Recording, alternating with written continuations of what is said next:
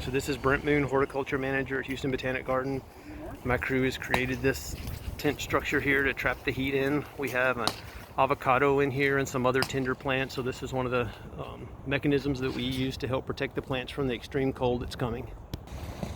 One of the other things homeowners can do if you have citrus or other tender plants is pile mulch up at the base. That's extremely important for citrus trees and things that have a graft union. So you can see here we've piled the mulch up about a foot high onto the trunks. This is a very good way to insulate the trunks on your citrus or other tender plants. It'll help insulate them from the cold that's coming, help protect that graft union. So as you can see here at the Houston Botanic Garden, we have quite an extensive collection of plants.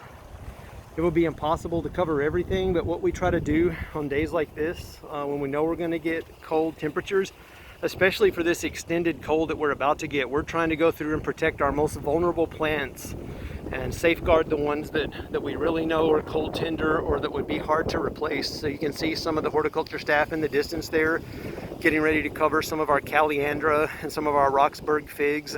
Those are very cold sensitive, and so of course we'll want to work to protect them.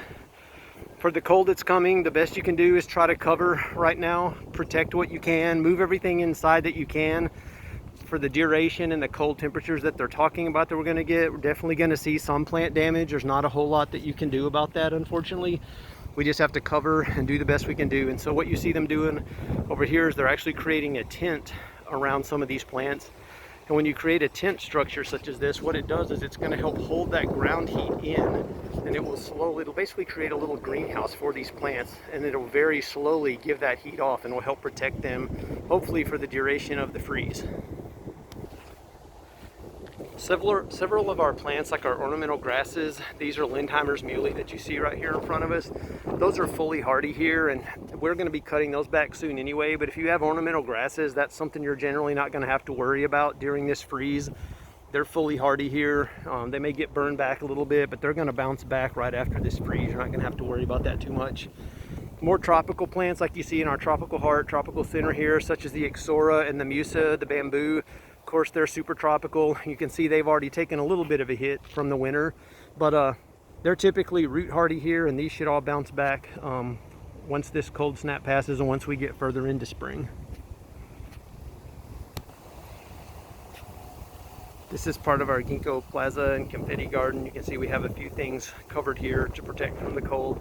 One of the important things to consider when you're covering plants is to try to use something breathable, frost cloth, or this is actually like a landscape fabric. It's a little bit heavier than frost cloth, but it's breathable. That's the most important thing. You don't want to use anything non-breathable like plastic, because it can actually trap too much heat in, and if the sun comes out, it forms a mini greenhouse effect, and it can heat up too quickly and actually scorch your plant's leaves. So it's always better to use something breathable like this landscape fabric, frost cloth, or an old sheet even works well. So we're in our bamboo section of the garden here now, and the team's getting ready to cover some Indigofera plants, which can be a little bit tender here. So again, they're putting this little bit heavier duty landscape fabric over. As you can see, it's a bit of a challenge on a windy day like this, but the team does a great job working together and getting all of our stuff protected.